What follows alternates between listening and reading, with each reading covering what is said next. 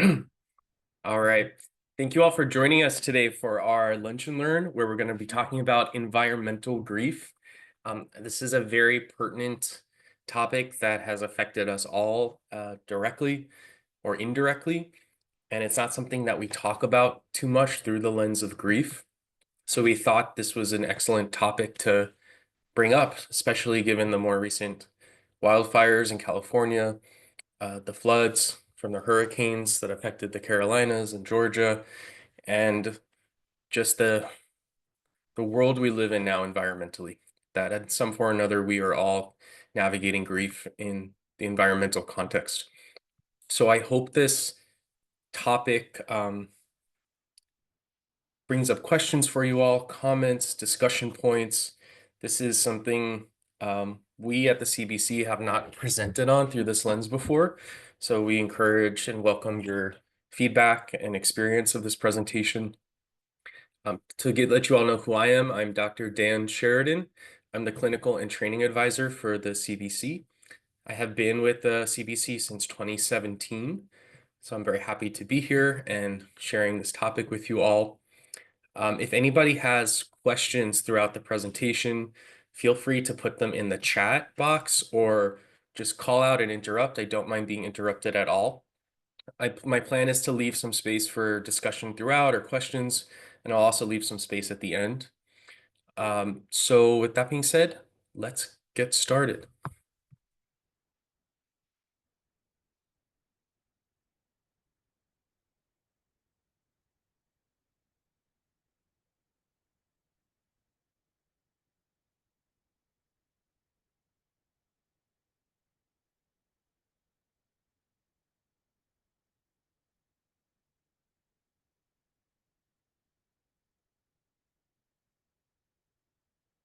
All right, so just to give a quick overview of what we're going to be covering today. So we're going to talk about the psychological and emotional toll of natural disasters. We're going to define environmental grief and eco-anxiety, what those are. We're going to talk about the types of losses that one can experience as a result of environmental grief. We're also going to talk about intersectionality and the role of culture and how that is impacted in environmental grief as well. We're going to talk about trauma, how trauma shows up when environmental disasters occur. We're going to spend some time focusing on vulnerable populations, the children, the disabled, and the elderly, and how we can think about them through the lens of environmental disasters and some strategies to help support them. We're going to talk about active listening and communication skills, how we can actively help someone and support someone who's dealing with grief due to environmental loss. And then we'll finish it up with some cultural competency as well.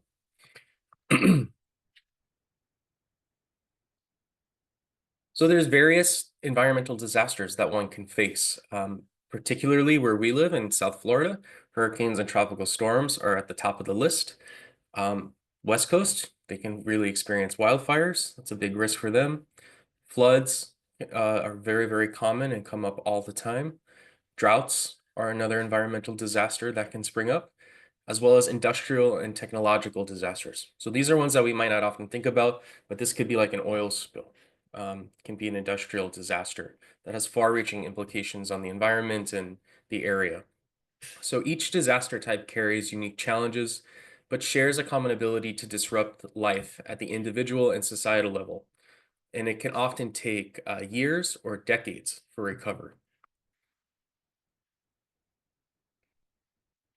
So when environmental disasters strike, the emotional toll can be just as devastating as the physical destruction. In the immediate aftermath, many experience shock and disbelief.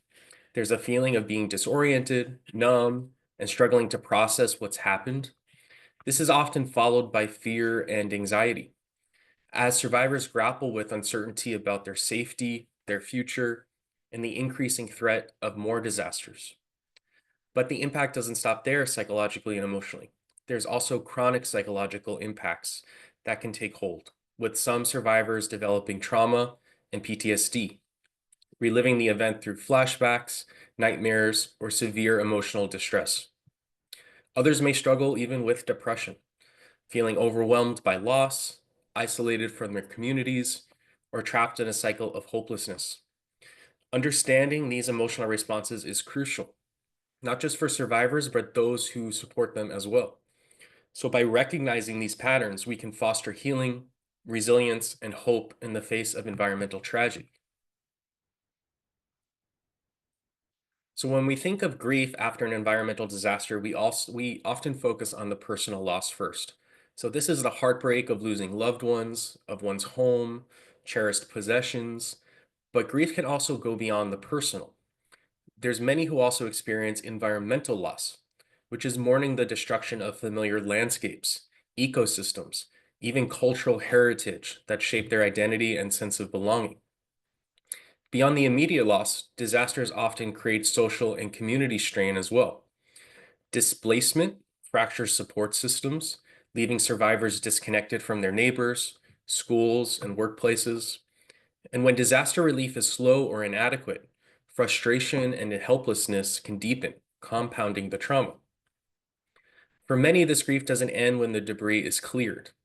Entire communities, particularly those in culturally significant or indigenous areas, may endure intergenerational and collective trauma, passing down the emotional weight of displacement and loss for years and even decades. So, understanding these layers of grief is essential for healing individuals and rebuilding communities with compassion, equity, and resilience. So, let's look at what makes environmental grief different. So, one of the most challenging aspects of grief after an environmental disaster is that it's often ambiguous and unresolved. Unlike other forms of loss where there is a clear sense of closure, survivors of disasters may be left in limbo. They're mourning the destruction of their homes, communities, and a way of life without knowing what comes next. A person displaced by a wildfire, for example, may not only grieve what was lost, but also struggle with uncertainty about rebuilding or returning. This grief is also widespread and shared. Unlike personal losses, which is often experienced individually, environmental disaster grief affects entire communities at once. While this can foster a sense of solidarity, it can also intensify emotions, as everyone around them is navigating similar devastation.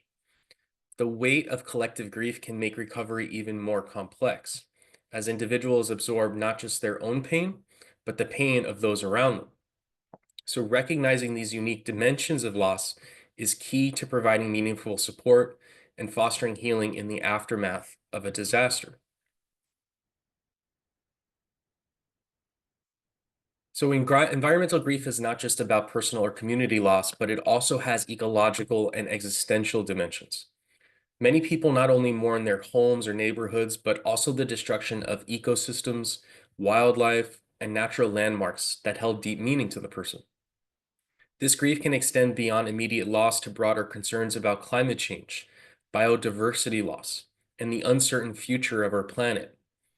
And for some communities, this grief is chronic and recurrent. Unlike a singular event, environmental disasters such as hurricanes, wildfires, and droughts can strike the same region over and over again. So, just as survivors begin to rebuild, another disaster arrives, reopening wounds and creating a relentless cycle of grief and trauma. By understanding this ongoing layered experience of loss, it becomes crucial to support those directly impacted and also recognize the growing emotional toll of our changing environment on all of us. So let's define environmental grief. So, environmental grief is a profound emotional response to the loss of our natural world, whether caused by environmental disasters, climate change, or human driven destruction. It's a deep sorrow of watching ecosystems disappear, species go extinct, and once familiar landscapes change forever. This grief can be deeply personal, mourning the destruction of a home, a beloved park, or a coastline that once brought peace and connection, but it's also collective, shared by the entire community who have lost forests, wetlands, or other natural spaces that were vital to their way of life. There's also anticipatory grief. So, this is the grief we feel not just for what has already been lost, but for what we know is still to come. So we know that sea levels are rising. There's wildfires are worsening. There's climate-induced migrations. This can create a sense of helplessness and uncertainty about the future. So understanding environmental grief helps us validate these emotions, support those experiencing the loss, and work towards meaningful action that can foster healing for individuals, communities, and our planet. So let's now look at eco-anxiety. Eco-anxiety is the chronic fear of environmental doom. It's a growing emotional response to the escalating climate crisis. It's fueled by constant media reports of disasters, the slow pace of political action, and a deep sense of helplessness in the face of such an overwhelming global issue. For many people, this anxiety can show up as persistent worry, sleeplessness, and emotional overwhelm, a feeling that no matter what they do, it won't be enough to change the trajectory of climate change. Unlike general anxiety, eco-anxiety is specifically tied to environmental issues and is often rooted in the awareness of systemic failures, existential threats, and the long-term consequences of inaction. This burden weighs heavily on younger generations. So there's a generational aspect to this as well, as younger generations will live with the consequences of today's environmental decisions for decades to come. Many can feel a deep uncertainty about their future, about the stability of the planet, their communities, and even the viability of having children. So recognizing eco-anxiety as a valid emotional response is the first step towards addressing it. By fostering resilience, taking action, and building community support, we can transform fear into empowerment and help each other navigate the challenges ahead. So I just want to take a second if anybody has any questions, comments, reactions so far.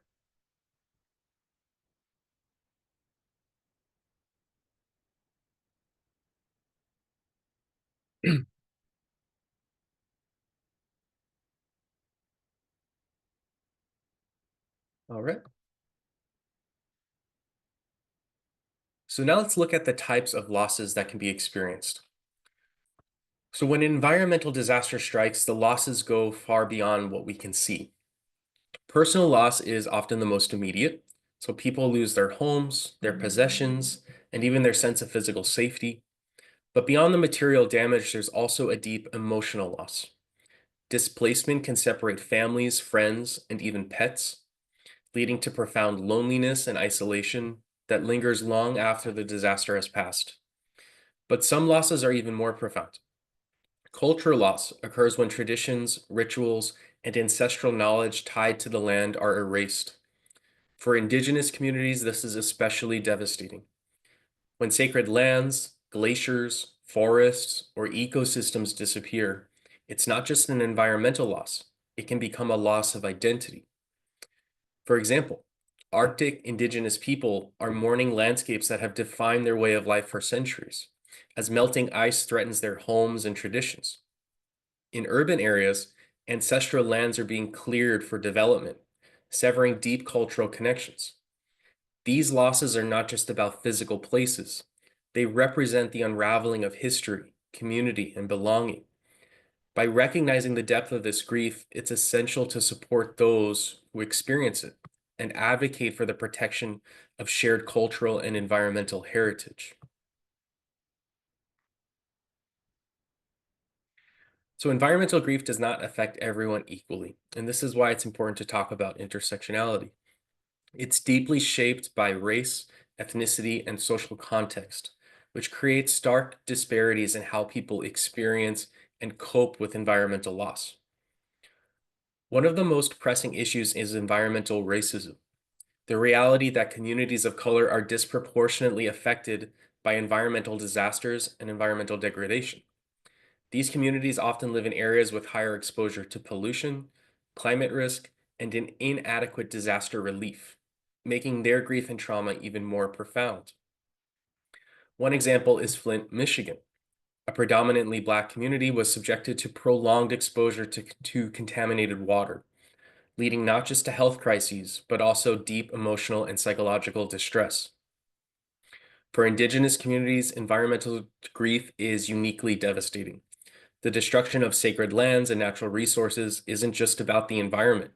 It's a loss of identity, tradition, and cultural survival. And when this loss is compounded by historical trauma and systemic marginalization, the grief can become generational. Understanding these disparities is critical. If we are to truly address environmental grief, we have to also address the social injustices that make these losses even more painful and work toward a more equitable response to environmental crises.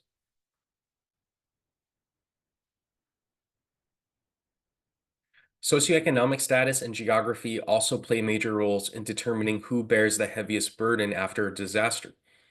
For lower income individuals and families, recovery is often an uphill battle. Without financial resources, many cannot afford to relocate, to rebuild, or even access the legal and medical support they need after a flood, hurricane, or wildfire. Meanwhile, wealthier individuals often have access to insurance, legal aid, and alternative housing, making recovery much easier and widening the gap between those who can rebuild and those who cannot. Geography also plays a critical role. People living in coastal regions, floodplains, and wildfire-prone areas face repeated environmental risk, making them more vulnerable to loss and grief. And where someone lives, urban or rural, shapes how quickly they can recover. Rural communities may experience slower relief efforts due to limited infrastructure, while urban areas often face overcrowded shelters and displacement challenges. These disparities make it clear. Environmental grief isn't just about nature, it's also about inequality. A just and compassionate response must recognize these factors and work towards recovery solutions that prioritize those who are most vulnerable. Any questions or comments on this part before we move to trauma? I have a comment. Sure. I think from a while ago, I did some research on this on how climate change impacts particularly the LGBTQ plus community, and Mm, there is a higher level of impact when it comes to the queer community because we tend to live in areas that are more prone to climate change, particularly in the coastal areas and coastal cities. So this is something that will overwhelmingly affect those in the LGBTQ plus community, and it is something that will also, and you mentioned that generations will deal with the consequences of what we have done to the climate for decades to come. But I think that as we continue to not meet our UN targets, it's probably going to be for centuries to come, leading to a lot more destabilization of not just our government and other Western governments, but also climate migration that is going to really cause a lot of stress and grief in the perceived systems that we have today. So this is a great topic, and I'm so happy that the CBC is really taking the lead on this because I don't feel like a lot of us are talking about it, and we need to talk more about it. So thank you for this, Dr. Sheridan. sure. Thank you for your comment. Anybody else?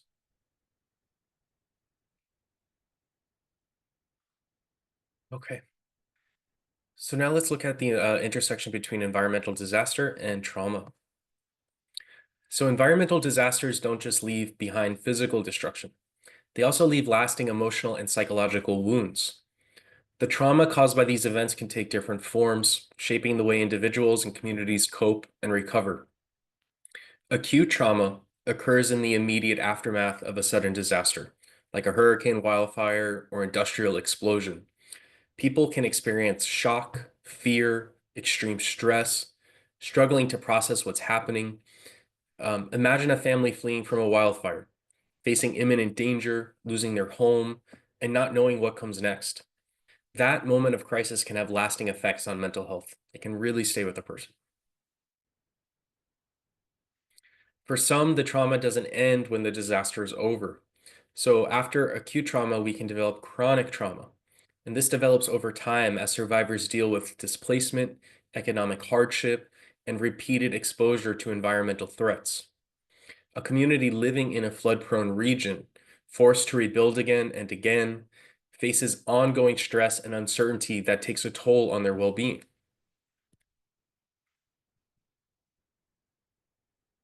And then there's complex trauma, which happens when multiple layers of distress pile up, often intertwined with systemic issues like poverty, discrimination, or inadequate disaster response. Indigenous communities, as an example, not only face environmental destruction, but also cultural erasure, displacement, and historical trauma, making their grief and recovery even more difficult. So, understanding these different types of trauma helps us respond with more compassion, more support, and long term solutions that truly address the emotional impact of environmental disasters. Now, let's look at some symptoms of trauma and disaster survivors, so how we can identify that. So, when we talk about the impact of environmental disasters, we often focus on the physical destruction, but the toll on mental and physical health can be just as devastating. Survivors don't just lose homes and landscapes, they can also experience deep psychological and physiological distress that lingers long after the event. The physical symptoms of trauma can manifest as headaches, fatigue, muscle tension, or stomach issues. Many survivors also experience a constant state of hypervigilance, like really anxiously aware, leading to increased heart rate and difficulty sleeping. Emotionally, disaster survivors may face intense fear, sadness, or even anger. Some can struggle with guilt or shame, either blaming themselves for what happened or for not being able to prevent the loss. Others experience emotional numbness or detachment, withdrawing from relationships as a way to protect themselves from further pain. Cognitively, trauma can disrupt focus, it can affect decision making and memory. Survivors may have intrusive thoughts, flashbacks, or recurring nightmares, making it feel like the disaster is still happening or distorting their sense of time, where the event feels either too distant or overwhelmingly present. Behaviorally, some may try to avoid reminders of the disaster altogether, while others turn to substance use or risky behaviors as a way to cope. Many people can withdraw from social interactions or community activities, struggling to reconnect with normal life. These reactions are not a sign of weakness, and that's very important to drive that point home. These are natural responses to profound loss and trauma. So, recognizing these symptoms is the first step in offering survivors the support, validation, and care they need to heal.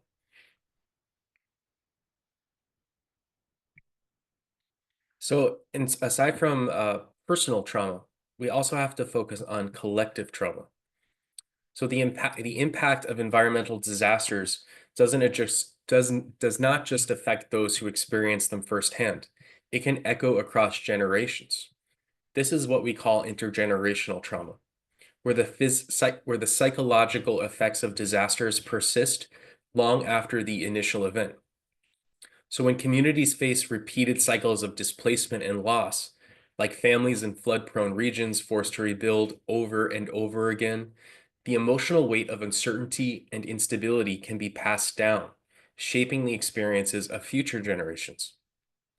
But while collective trauma can cause widespread harm, it can also be a catalyst for resilience and advocacy. In the face of repeated disasters, many communities come together, not just to heal, but to also fight for change. We see this in grassroots movements for environmental justice, where communities impacted by industrial negligence or government inaction organize to demand better protections, stronger policies, and equitable recovery efforts. The cycle of trauma doesn't have to continue. By recognizing these patterns and supporting community-driven resilience efforts, we can help turn grief into action and build a future where healing and justice go hand in hand. So I want to stop here before we go on to vulnerable populations, if anyone has any questions or comments.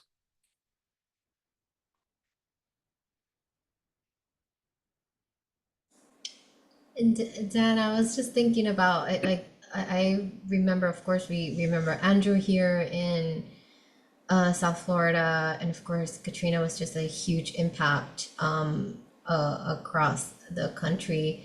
Yeah. I actually, I know, I'm not sure if you will talk about this, but I know a lot of people went to support after Katrina, and that tends to happen a lot in this crisis. But I have spoken to a lot of people who went to support, like they work in the Red Cross or any even therapists that went to go support. And there was a lot of vicarious trauma that they themselves received as a result. They weren't directly impacted, but just being there in the midst after the crisis, trying to support all of these families, there was so much trauma that stayed with these individuals that went there to support. So I just thought that like it just reminded me of that. I've spoken to Yep, people who really do like to provide that support, but also have to like manage their own the impact that it has on themselves as well. absolutely. That's a very important point that I'm glad you brought that up, because I don't think we're going to cover that in depth in this presentation, but that that helpers themselves can be subjected to trauma as a result of helping. And this is where self-care, trauma stewardship becomes so important. And just a little plug for you all, and I'm going to revisit this a little bit later at the end, but our grief-informed training, if you have not participated and would like to participate, we do cover self-care and personal trauma stewardship as a way to take care of ourselves when we are supporting others who are grieving. So it becomes a very important thing, and we can talk more about that at the end as well. But thanks, Julissa. Anybody else? Okay.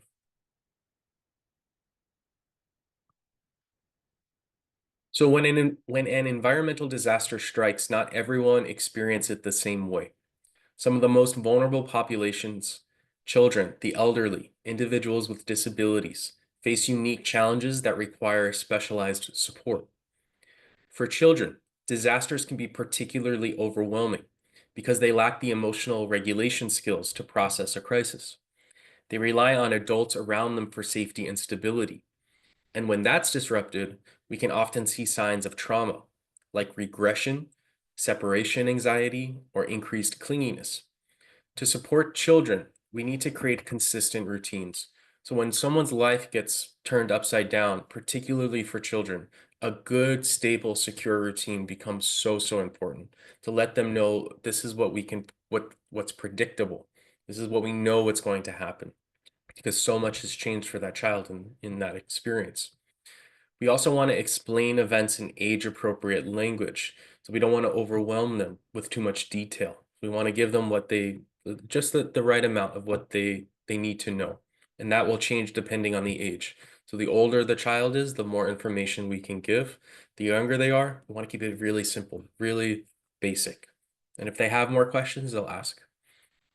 We also want to encourage creative expression through drawing, through storytelling, through music. So this is a way to help them process their emotions, besides just speaking about them. So we want to give them creative outlets that they can express. For elderly individuals, they can also face heightened risks, particularly due to physical frailty, mobility limitations, and social isolation. So after a disaster, some may experience increased confusion, memory issues, or worsening health conditions. Support strategies should include clear communication about resources. You want to let them know what's available to them and where they can access it, how they can access it. We want to prioritize access to essential medications and mobility aids, and foster social connections to reduce isolation. So a lot of people don't consider how lonely, like the loneliness that elderly individuals can face. So when there is an environmental disaster and displacement occurs or the power goes out, we need to make sure that they are in a community, that they are not alone, that they're being taken care of, that their medications are being administered the way they're supposed to. There's a lot of important considerations for the elderly. For individuals with disabilities, disasters can be especially dangerous as they rely on caregivers, assistive devices, or specific accommodations that are unavailable in emergency situations. Uh, someone, uh, Individuals with disabilities can have their anxiety spike, distress can become harder to communicate, and physical health conditions may worsen. The best way to support these individuals is to ensure disaster response plans include accessible resources. We want to provide tailored interventions for sensory, cognitive, or mobility needs and train emergency responders to offer inclusive care. So this really comes down to good education and awareness at a systems level for aid, that we have to consider individuals with disabilities and what specific help that they might need that we often don't think about. So recognizing these unique vulnerabilities is essential, and a truly effective disaster response is one that meets the needs of all people, ensuring that no one is left behind in times of crisis.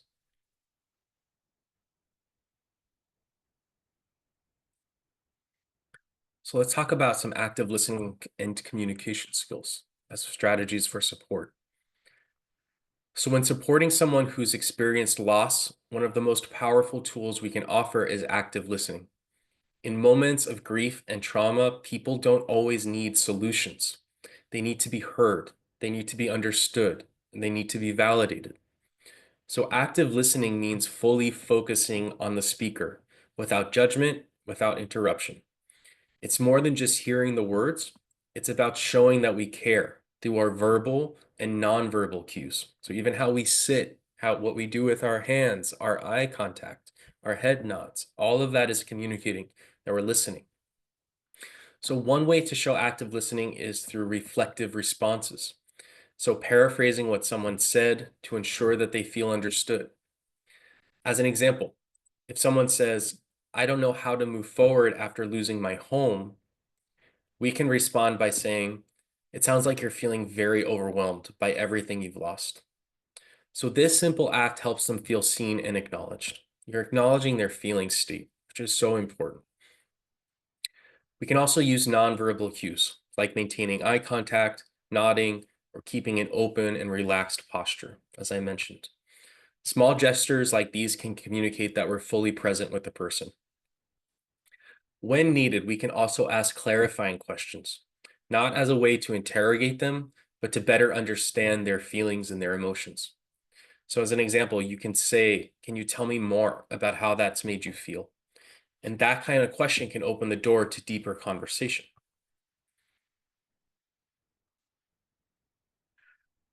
Most importantly, we must validate the person's emotions. Grief is very messy. It's unpredictable. It's deeply personal.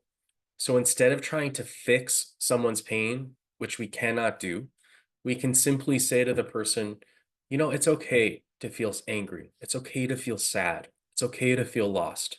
Whatever you're feeling is completely valid. And as we listen, we have to also be mindful of what not to do. So we want to avoid offering unsolicited advice. We don't want to minimize their feelings or shift the conversation to your own experiences. While we may mean well, these responses can make a grieving person feel unheard. At the heart of it all, it's about being present. And being present is the most powerful gift we can give. By offering a safe space for people to express themselves freely, we create opportunities for healing, connection, and resilience.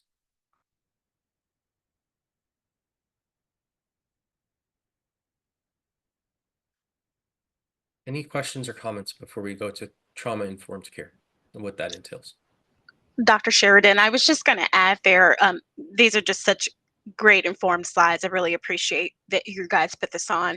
I wanted to share that sometimes just our being present, just our silence, Yes. sometimes speaks loudly that we're just there. And Yes. the other part too that I really appreciate that you shared here is that we may not be their person, but Mhm. we can let them know, whomever they feel safe to talk to, it's not a personal attack against us if they choose not to open up to us, nor should Yeah. they feel compelled, especially since they're so vulnerable. But I think that that's sometimes very difficult when we're so well meaning and wanting to help, that Yep. this person didn't open up, but they're really going through such a tough time. So, just some reflective things when I was looking at the slides of what Mm-hmm. matters most to people during those vulnerable moments. Mm-hmm. Thank you, Melly. Those are two excellent points. I love the point about silence. It's so hard. to hold silence, to hold space sometimes, especially when we're anxious, and especially grief can stir up so much inside of us, and we just want to say something, and the person could be so upset, and it's really hard to just hold space. But silence is truly a gift when it's used appropriately. It lets them know, like, it's okay. Well, we've got time. There's no rush here. I'm here for you. When you're ready, you can talk. And I don't know if anyone else has noticed, but when you interrupt someone who's like really pouring out that big vent where they're finally being vulnerable, if you interrupt them, do you notice that they tend to start right back from the top because they're Mhm. letting us know they didn't feel heard, and so they're Yes, gonna start it over again. for It sure. just it's just something I've observed. Yeah, that's an excellent observation. It's very true. Mhm. They will get their point across. They will be heard. Mhm.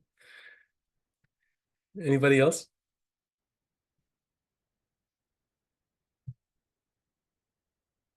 Okay. So when we're working with individuals who've experienced environmental disaster, it's essential to us approach support through a trauma-informed lens. So trauma isn't just about what happened, it's about how people experience it and how we help them rebuild their sense of safety and control. At the core of trauma-informed care are 5 key principles. The first is safety. So survivors need both physical and emotional security to begin healing. This means creating environments, whether shelters, community spaces, or conversations, where they feel safe and supported. The next principle is trustworthiness and transparency. Trauma can often leave people feeling uncertain and vulnerable. We can help rebuild trust by communicating clearly, following through on our promises, and being consistent in our actions. So we have to say what we mean if we are in the position of support and help. They need to know that there's trust and transparency. The next principle is empowerment and choice. So many disaster survivors feel powerless, understandably. By involving them in decisions about their recovery, we can help restore a sense of control. This is one way we can help them feel in control around something that's so out of our control at that moment. The next principle is collaboration. So healing is not a solo journey. Partnerships between survivors, caregivers, and community leaders can create stronger, more sustainable support systems. And finally, there's cultural sensitivity. So trauma is shaped by culture, history, and identity. Recognizing and respecting cultural beliefs, traditions, and values is crucial for meaningful recovery. So we have to include that lens of culture in how we help. So in practice, trauma-informed care means being mindful of how survivors experience the world around them. So first, that entails recognizing trauma symptoms.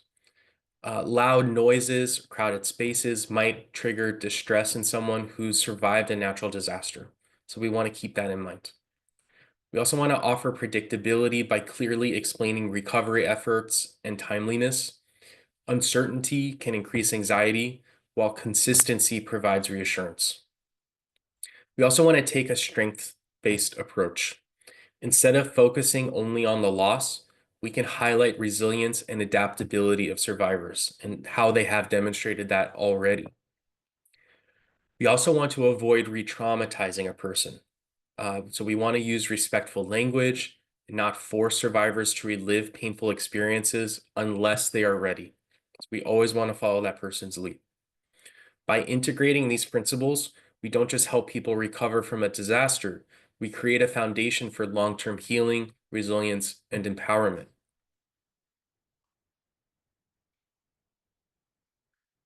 So when supporting individuals and communities after an environmental disaster, it's essential to recognize that grief is not universal.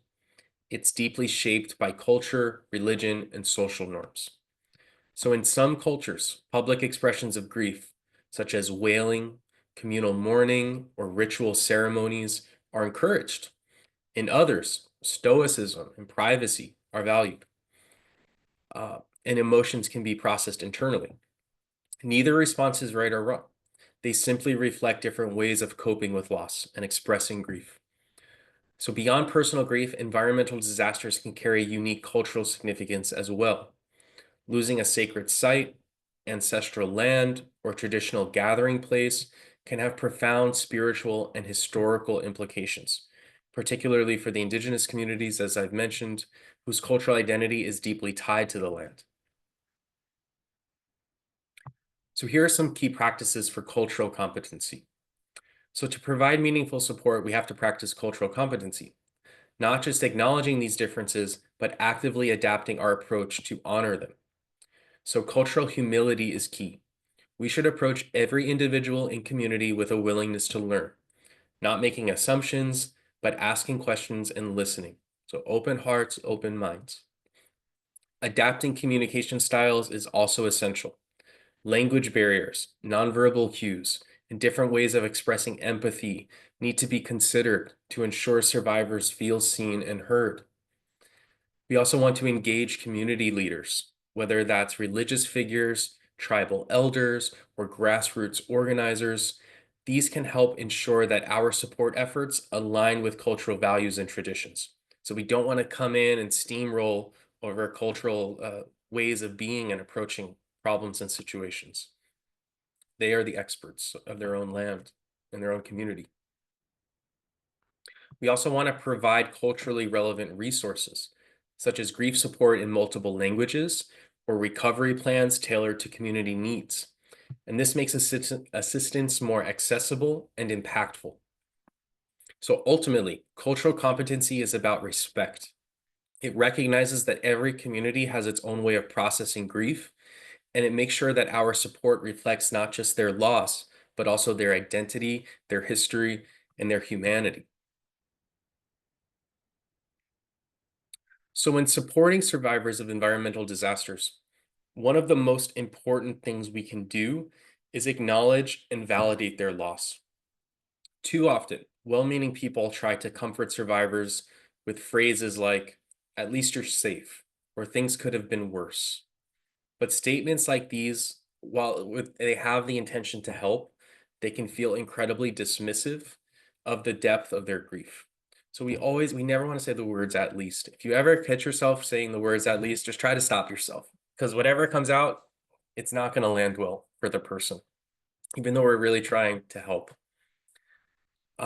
So instead, we have to recognize the full weight of their loss, whether it's their home, their community, or a landscape that held deep meaning. We have to really recognize it.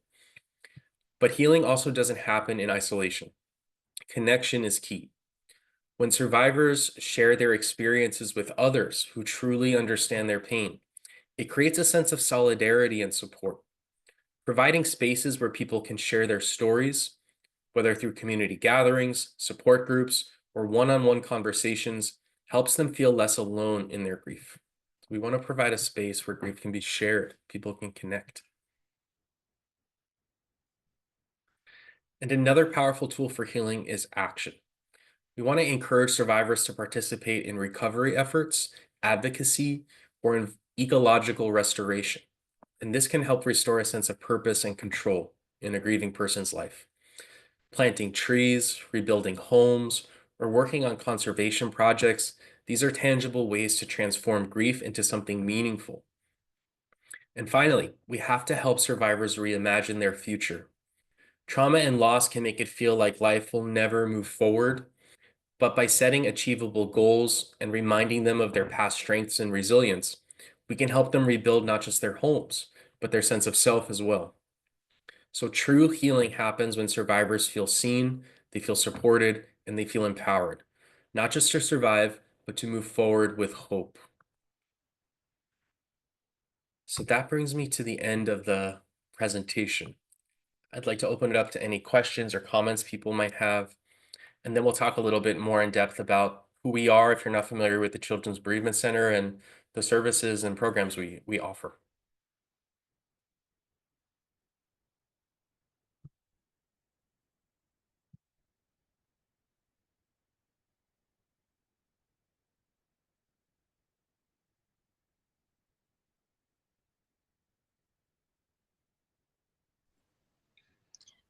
I guess, Dr. Sheridan, the question that comes top of mind is just doing the work I do, helping families with grief and navigating the grief journey. Mhm. From a practical standpoint, what tends to be the most helpful practical first step? I like to think in what I do, and I say this from the context of I am a full-time caregiver. I work full-time, but I'm also the mother of a child with complex needs, Down syndrome and autism. So the Mhm. slide Mhm. that you talked about, environmental disasters and trauma and grief, and also caring for the vulnerable population, that really resonated with me. I'm just being a mom of a child with complex needs. So all that to Sure. say, I'm really mindful that over the years, when I have been given resources, most people in their efforts to be helpful, they give me a list. But the problem with if you give me a list, then there's this expectation while that's helpful, and the person may feel like I checked the box and I helped you. In actuality, you've given me more work to do for a Yeah. person who's already overwhelmed and taxed. So Yep. when we're dealing with these vulnerable populations of folks who are going through this immense grief, they've lost a home or they've lost the safety and sanctuary of where they are, more than just giving them a number to call or list, what are some practical, common sense, genuine, helpful ways that you're hearing from families who you've helped at the CBC? What are they saying to you? You know, when so and so did this, that actually helped us, instead of Mhm. them giving me a printed off list of numbers and websites to check. Mhm. So sorry, very lengthy, but I was really hoping the heart of my question came through. It's okay. I'll share a little bit of my perspective, but I will also, if Julissa and Amanda can share from their experiences in groups, because it's been a while since I've been in their groups, if they can pull from any personal stories that we can share. But like at the top of my mind, I think since the grieving experience is so personal and individual, what's very helpful for one person is may not be helpful for the other person. Like to your point about this list, I can I think it's such an excellent example because, to say, well, here's a list of resources, it the person giving the list is like, well, you know what, I did my part. Like I am gold star for me, I helped. But it's also a way of distancing. It's like I don't want to really be involved. This is too much for me, or I don't know, like just you do the work. So there is a sense of like it's like a backhanded help. It's not really the help you're looking for. Um, and for some people who are so overwhelmed, I mean, I think about in my own personal life, like when my dad died, like my mom was so overwhelmed, like she could not handle another phone call. Like just there's too much going on. So when people said, "Oh, I got you the number for Social Security, like here's what you call." My mom's like, I can't right now." It was not possible for her. That was her. So another person might say, I have this is something I can do and I can accomplish and I can feel a sense of like control and agency in my life that feels so out of whack right now. So it'll affect that one thing of the list, I think can generate various responses from a person depending on who they are and their psychology and just what's going on for them at that moment. So I try to take it from a perspective of I am here to help you. How can I help you? And just really meet them where they're at, wherever they're at that moment. And they might say, "Oh, oh, I don't need anything. Thank you for the list. I'll call. I'm very helpful." And you can say, "Cool, but if you come to feel like this is too much, or you want a little help here, like you have my number, you have my email. Like always reach out. Like maybe you'll feel differently in a few hours or tomorrow, and it's gonna feel too much. Um, and that's okay. We can normalize that and say, I'm here for you. So it's always just meeting the person where they're at. I just wanted to chime in here, Dan. I agree with everything you said. Um, I think for some the list is helpful, for others is not.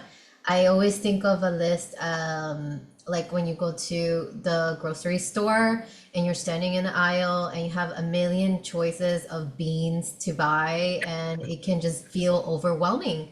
When you just hand a list, when you have a list and there's so much, happening for you. So a couple of things to consider is if you are providing someone a list, if this is something that they will really find beneficial, is narrow it down to something that is three choices, three options. Understand what is it that they actually need. Sometimes people just hand you a list of a million things that you don't even need. So what are the services and resources that they're actually in need of? Right? And don't provide them 20 choices. Try to narrow it down to something that is more reasonable and manageable and doesn't feel overwhelming. The other thing is that this is they're gonna need different things throughout their grieving journey. I've had a lot of people who needed a couple of things immediately after, and then a year later they're dealing with how to cancel a bank account, how to deal with life insurance, how to deal with all of these different things. So as they are moving through the impacts after loss, it's something to consider. It's not just immediately after a loss that they need resources, but it's really long term. And it might be in that a year from now, they might be more open to support or open to receiving that information. And so just consider that it's not just touching base and asking them, how can I help you right after, but it's also down the line, hey, here are three options. I know I sent it to you like 3 months ago. Maybe this is the updated information that I have for you. Let me know if I can help you with that. And it's also important to start where you're at in providing that help and support. If you do not have the capacity to actually help them out, making a call for them, help them out doing some research, then don't say that you'll be able to do that for them. Don't say that you'll be there to provide that support. Be honest in what you can provide to these individuals. But it's absolutely what Dan said. It's so individualized. Grief is so individualized that what works for someone doesn't work for others. So I would love to hear from others also, like what has been your experience in providing resources to families after a loss, especially when we think about a crisis situation like environmental disaster. I always think about the Surfside building collapse. A lot of those people weren't ready to grieve. They were ready to get, how do I deal with the loss of clothing? How do I get food? Am I going to live next? Right? So be considerate of the situations that happen to these individuals.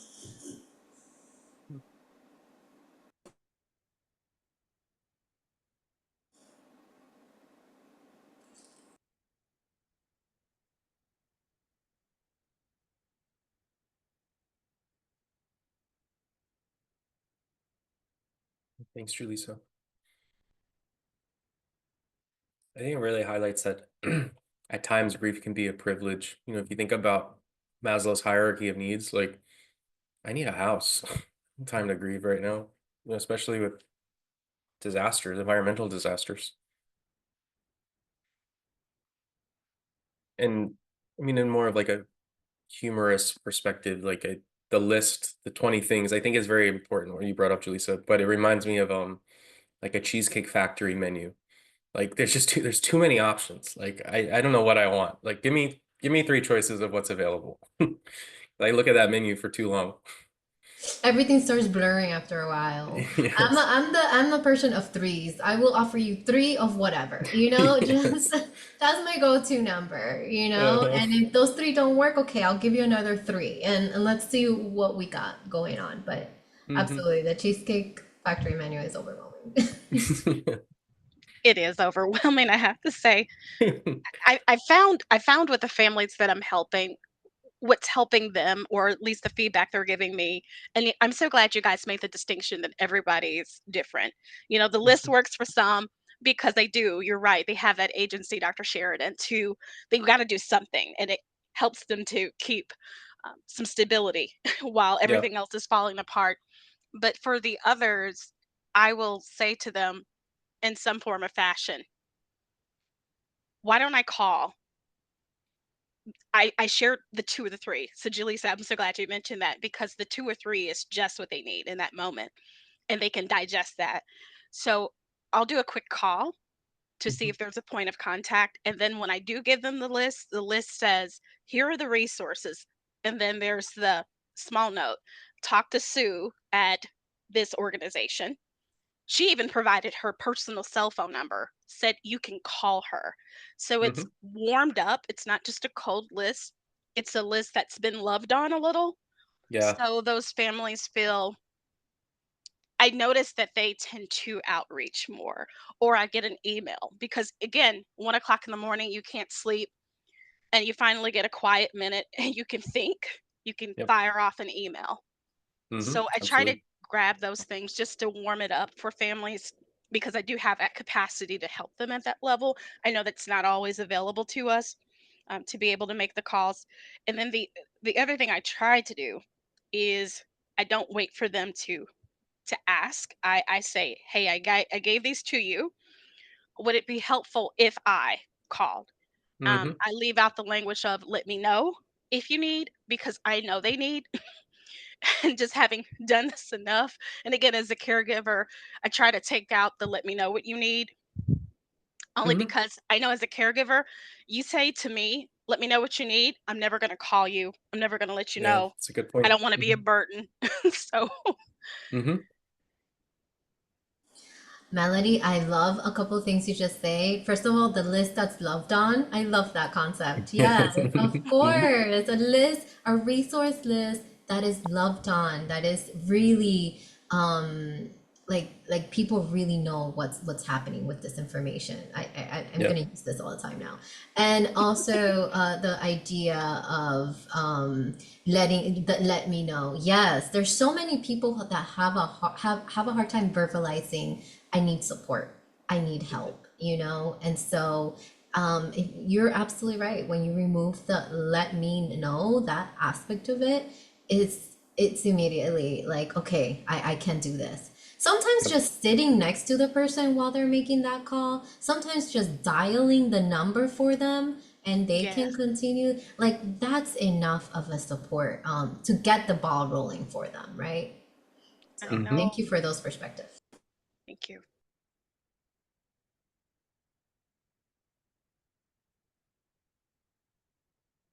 Yeah, I just want to make one final point because the list that's lived on, like there's something so important to be said about a warm handoff, like especially when someone is grieving. I mean, this happens with it's terrible when it happens like in the therapy world where someone's saying, I need a therapist, and you just give names and you don't even know if they're accepting people, if like they're gonna answer the call.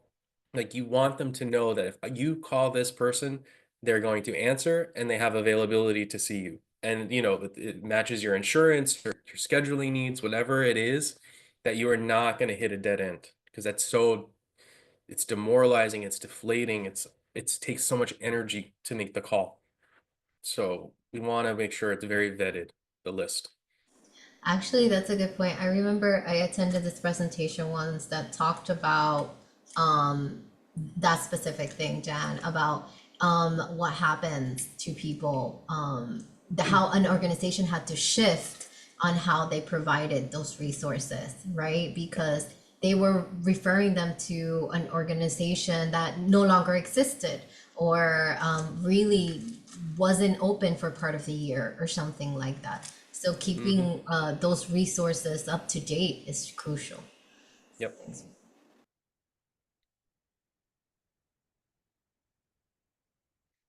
Any other final question, comments before we talk a little bit about the CBC and what we do?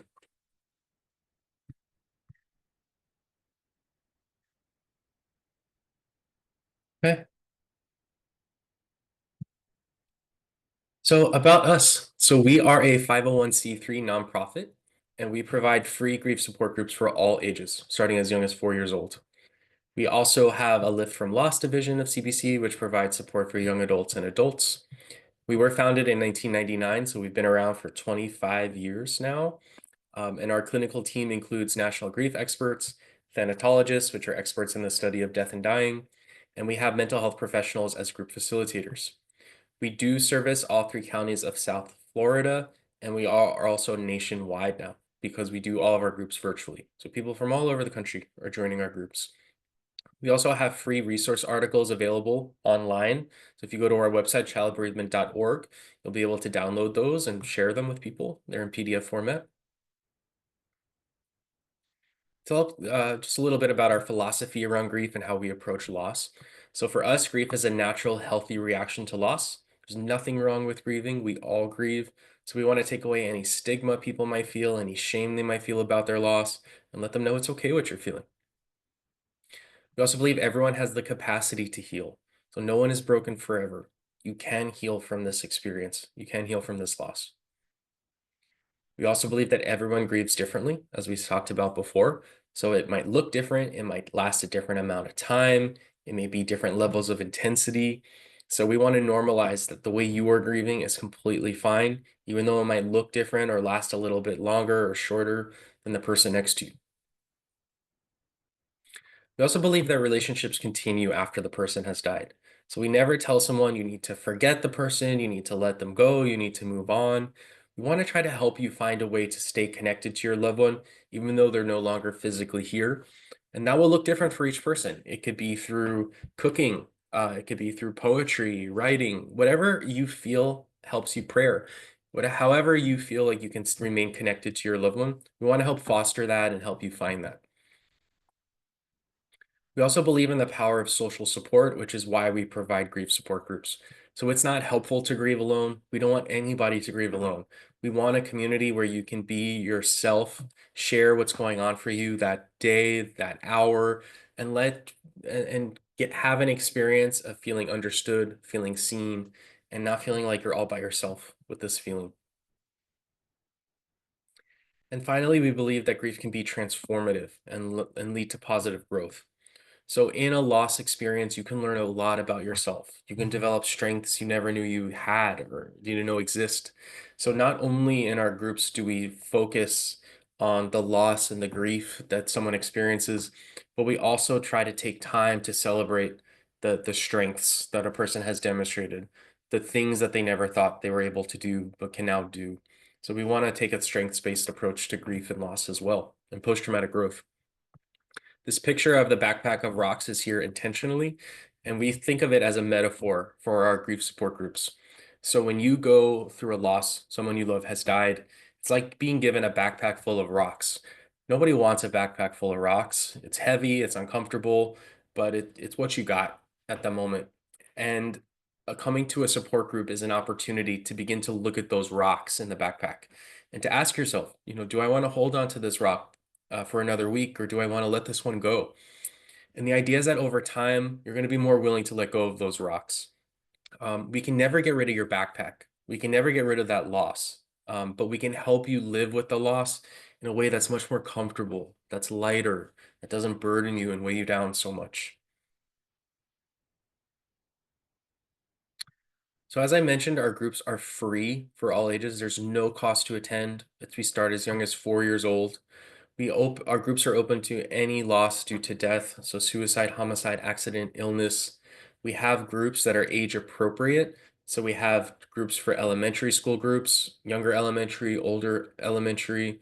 We have middle school groups, high school groups. We have young adult groups, groups in English and Spanish, Haitian Creole.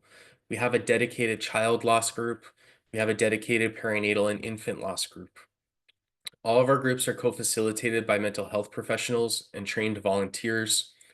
We also include music and art therapy activities in our support groups, in addition to the talking and processing that one might do. We also have candle lighting ceremonies a few times throughout the year. These are called our Connect and Remember events. So if you sign up for our newsletter, you'll get information as to when those will be held and the location. And very importantly, our groups are therapeutic. They're not therapy. So we offer support groups, not group counseling. So if someone has concerns about going to therapy or, feels some shame about it for whatever reason, you can let them know that this isn't therapy. This is a support group. These are people just like you going through a loss and trying to find some connection in a space where they can talk about what they're going through and not feel alone.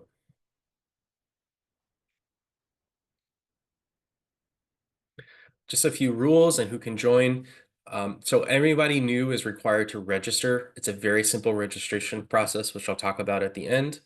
It doesn't matter when the loss occurred. It could be 5 days ago or 5 years ago. If you feel like you want to join a support group, you can join whenever you want. And you can stay as long as you want. There's no limits to how often you can come. You can come forever if you wanted, or you can come for a month. Whatever you feel like you need, we're here to support you. If someone is under the age of 18, they are required to get parental or guardian permission. We ask people to make a weekly commitment to this.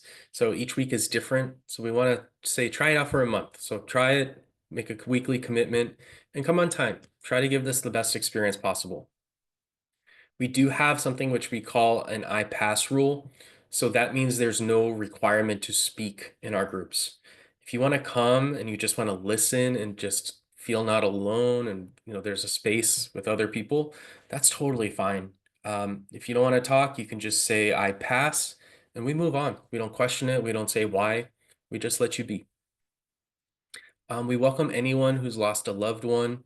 It doesn't have to be a family member or close person. It could be a neighbor, a teacher, the person who works at the post office you might have had a relationship with. If you're grieving that loss, you can join our groups. We do encourage the whole family to participate in our groups. So they are age appropriate, so everyone goes to their own group. But often when a family is grieving, it's not the child's problem, it's not the parent's problem, it's a family problem. The family is going through something together and they can heal through this together. And finally, our groups are non-denominational, they're culturally diverse, and we welcome all identities in our support groups. So if anybody's interested and inspired by the CBC and wants to get involved, there's many ways we welcome volunteers. So you can join us at events and help us as we reach grieving families. So we have outreach events, which people can attend. If you want to be a CBC group facilitator, a qualified mental health professional, you can reach out to Julissa or Amanda and learn how to sign up for that. If you want to be a facilitator, you can stay in the loop with our CBC newsletter. So if you go to childbereavement.org, you can sign up for our newsletter and see all of our events and potential volunteer opportunities. And if you'd like to donate, these are tax-deductible donations and they help support our grief support groups and programming. As I mentioned earlier when we were talking about self-care and vicarious trauma, I just want to spend a little time talking about our grief-informed training, if you're not familiar with it. So this is a 4-part training totaling approximately 8 hours, 8 to 10 hours. That is offered both live on Zoom and home study format. And it's meant to provide people, professionals, anybody, with a very comprehensive introduction to grief and how we can support someone who's grieving. So our first session is what is grief and how we can support a grieving individual. Session 2, we do a spotlight on traumatic grief. So we focus more on trauma-specific losses and how to support a person. Session 3 are intervention and strategies to providing compassionate grief support. And then session 4 is self-care and personal trauma stewardship. So in the live version, it's similar to what we're doing today. There's a lot of opportunity for discussion and conversation. If you choose to go to the home study route, we offer live office hours, which is a requirement if you intend to get the certificate of completion. So we want to provide a space where people can ask questions about the content, whatever. We're here to support you and help you feel like you got the most of this learning experience. Julissa, can you just share who's eligible through the grant if people want to sign up and cost? Of course. So we have been blessed with a grant that allows us to provide this training free of cost to those who reside in this, who work in the state of Florida. So anyone who works in the mental health field, who works in a school setting, really in any community organization, nonprofit, if you work directly with kids, we are able to provide this training free of cost to you. I have in the chat, I put a whole bunch of different links but I've also added the link for the training. If you're interested in learning more about the training and registering for it, you can do that. We actually have a new live cycle starting in March. So you have an opportunity to sign up now to start in March. For those mental health professionals, you are able to obtain CEs. I know our deadline's coming up at the end of March, so you'll be able to get that. But basically, that's who will be able to qualify for the training free of cost. At this time, if you if you work outside of the state of Florida, you will have to pay the fee. But for those who reside in the state of Florida, who are mental health professionals who work in nonprofits, who work directly with children, and work in schools, are able to get this training for free. So any questions, you can always reach out to me. I also put my email in the chat. You can reach out to me, any questions you may have about this training or about anything that we talked about today. Thanks, Julissa.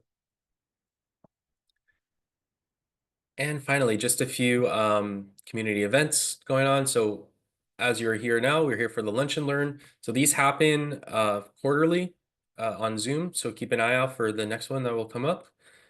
Sign up for our newsletter. We also do conversations with CBC from time to time. So these are evening events held quarterly. It's similar to a Lunch and Learn, but much more conversational, much more like meant for anybody in the community. You know, it's not like very highly it's less about the education and teaching and more about the conversation and connection around a topic. There is also community pop-up events that happen. So these occur throughout all of South Florida, and those come up as they come up. So again, sign up for our newsletter and see what's going on there. And this already happened in November, but in November 2025, we have to update this. We do a 5K event, Steps for Healing at Zoo Miami. It's a super fun event. You get a free ticket to the zoo and you get to run through the zoo. And it's a great way to support the CBC and meet other people and just have a lovely day together. Put that already. Oh, excuse me. And that brings us to the end of the presentation. So any final questions before we wrap up for today?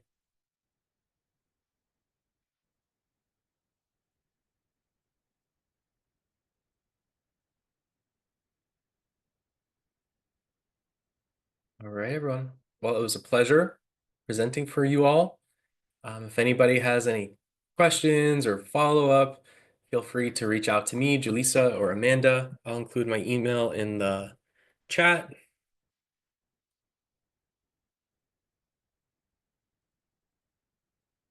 But I wish you all a lovely week, a happy weekend, and thank you for joining. Thank you, everybody. Thank you. Have Bye. a good one. Bye. Have a great one.